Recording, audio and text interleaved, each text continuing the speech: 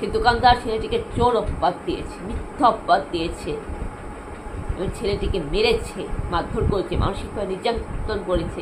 তখন সে দোকানদার ভুলে গেছে যে শিশুদের মধ্যে ভগবান বাস করে, অর্থাৎ সে ঈশ্বরের বিরুদ্ধে পাপ করেছে, সে পবিত্র আত্মার বিরুদ্ধে পাপ করেছে। কেন? সে মিথ্যা অপবাদ দিয়েছে। যে মিথ্যা কথা বলে সে পবিত্র আত্মার বিরুদ্ধে যায়, পবিত্র আত্মাকে সম্মান করে না। তো সে সেটাই করেছে, চোর অপবাদ দিয়েছে। এবং সে বাইবেল নীতিকে মানেনি। বাইবেলে বলে যে বাচ্চা শিশুদেরকে ভালোবাসা, ঈশ্বরকে ভালোবাসা, সে সেটা করেনি। সে সত্যি শিশুদেরকে যদি ভালোবাসতো, এভাবে সবার সামনে মারধর করতো না, তাকে মানসিকভাবে নির্যাতন করতো না, তাকে চোর অপবাদ দিত না। এবং সে কি করেছে? ঈশ্বরের দেহ মন্দিরটাকে নষ্ট করতে বাধ্য করেছে, যার জন্য ছেলেটি সুইসাইড করেছে, জীবনটা নষ্ট করেছে।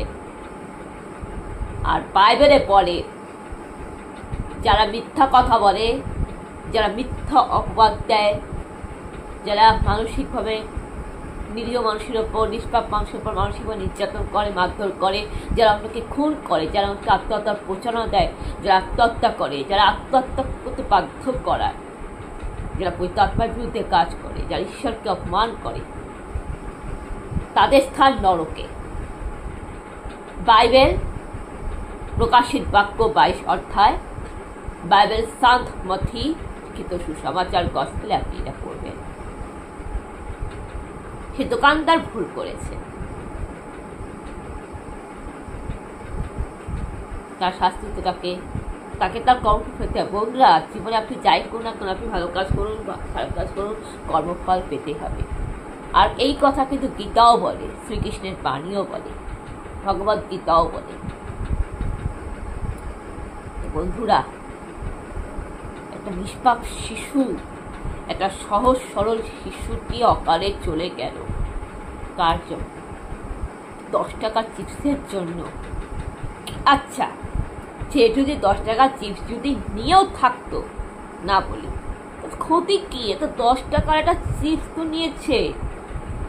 10 টাকা না পেলে কি সে দোকানদারের কি, আপনাদের কি মানে মহাভারত অশুদ্ধ হয়ে যাচ্ছিল? টিভিতে নিউজে আমরা দেখি কত নেতা মন্ত্রীরা, কত চোররা, বড় বড় চোররা, কত গুরুজনেরা, কত বাবা কাকারা, কত বড় বড় দাদারা বালি চুরি করছে, কয়লা চুরি করছে। হ্যাঁ, টিভিতে এত চোর ঘুরে বেড়াচ্ছে। এই যে ঘরে ঘরে, সবার ঘরে ঘরে চুরি হচ্ছে, ডাকাতি হচ্ছে, ট্রেনে চুরি হচ্ছে। আমাদের মালবাজারে দক্ষিণ কলোনিতে যে চুরি হলো, 9 নম্বর ওয়ার্ডে চুরি হলো, 7 নম্বর ওয়ার্ডে চুরি হলো, মালবাজারে যে কত যে চুরির ঘটনা হলো, কত চোর আসছে, চোর ঘুরে বেড়াচ্ছে, কত বড় বড় মায়ের বয়সী, বাবার বয়সী, দাদার বয়সী গুরুজন রূপী চোর ঘুরে বেড়াচ্ছে। হ্যাঁ, কত মানুষের আবাস যোজনা দুর্নীতি হচ্ছে, বাড়ি দুর্নীতি হচ্ছে, কত মানুষরা, কত গুন্ডারা যে পরে জমি দখল করছে, কত সামাজিক ক্রাইম ঘটছে। হ্যাঁ, এই যে একটার পর একটা রাস্তাঘাটে চলাফেরাতে মেয়েদের ওপর যে নির্যাতন করছে, এই যে আরজি করে যে ডাক্তার অভয়াকে রেপ করে খুন করা হলো, এই যে কুলতলিতে উমাকে খুন করা হলো, এই যে একের পর একটা আদিবাসী মহিলাকে রেপ করে খুন করা হচ্ছে, এই যে একটা রাস্তায় একটা ব্যবসায়ীকে গুলি করা হচ্ছে, দোকানে ঢুকে একটা ব্যবসায়ীকে শুট আউট করা হচ্ছে, কত রকমের অপরাধী ঘুরে বেড়াচ্ছে। সেখানে সিভিক ভলেন্টিয়ার একটাও টিকি দেখা যায় না, সেখানে সিভিক ভলেন্টিয়ারের কোনো মুখ্য দর্শন করা যায় না। সেখানে পুলিশের কোনো ভূমিকা থাকে না যে অপরাধীকে ধরার, অ্যারেস্ট করা। সেখানে সিভিক পুলিশ, সিভিক ভলেন্টিয়ার অপরাধীদের বিরুদ্ধে রুখে দাঁড়ায় না, মোকাবিলা করে না। সেখানে সিভিক ভলেন্টিয়ার অপরাধীদের অ্যারেস্ট করে না।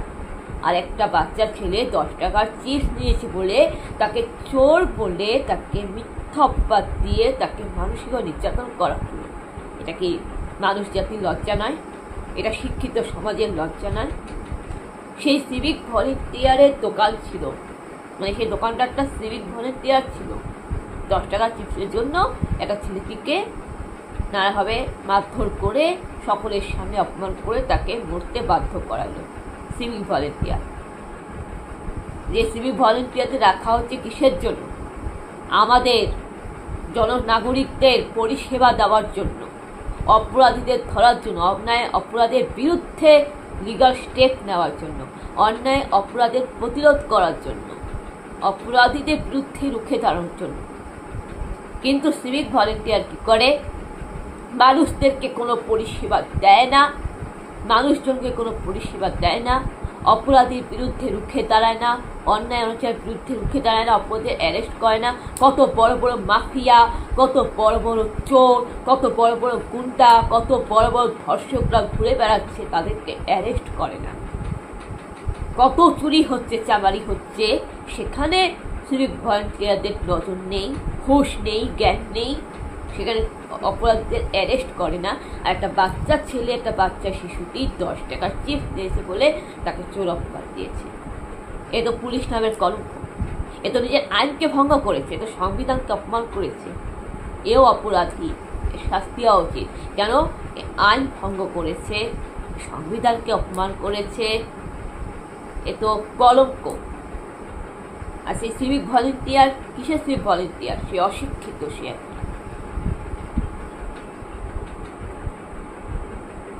আপনার বিবেককে, আপনিও সমাজে বাস করেন, শিক্ষিত সমাজে বাস করেন, মানতে হবে। আর মা বাবাদের উদ্দেশ্যে বলবো যে বাচ্চা শিশুদেরকে বিশ্বাস করবেন, শিশুদের বিশ্বাস করা উচিত। শিশুরা সত্যি কথা বলে, মিথ্যা কথা বলে না। আর বাইরের লোকের কথা শুনে কাকে কান নিয়ে গেল বলে আপনি কানের পিছনে হাত না দিয়ে কাকের পিছনে ধরবেন, এটা না। কেউ আপনাকে বললো যে আপনার কান নিয়ে গেছে, আপনি কাকের পিছনে দৌড়াচ্ছেন। একবার মাথার পিছনে হাত দিয়ে দেখবেন যে আপনার কান আছে কিনা। এটা মা বাবাদের উদ্দেশ্যে বলা, এটা মাথায় রাখবেন। বন্ধুরা, শিশুটির আত্মার শান্তি কামনা করি এবং অকালে যে চলে গেল আর যেন কোনো মায়ের কোল যেন খালি না, আর যেন কোনো একটা নিষ্পাপ সরল সহজ মনে শিশু তাকেই হবে অকালে যেন চলে যেতে না হয়, এই প্রার্থনা করি। মনে রাখবেন, এই 10 টাকার চিপস আমাদেরকে অনেক শিক্ষা দিয়ে গেল, আর একটা শিশু আমাদেরকে অনেক কিছু শিখিয়ে দিয়ে গেল, মাথায় রাখবেন।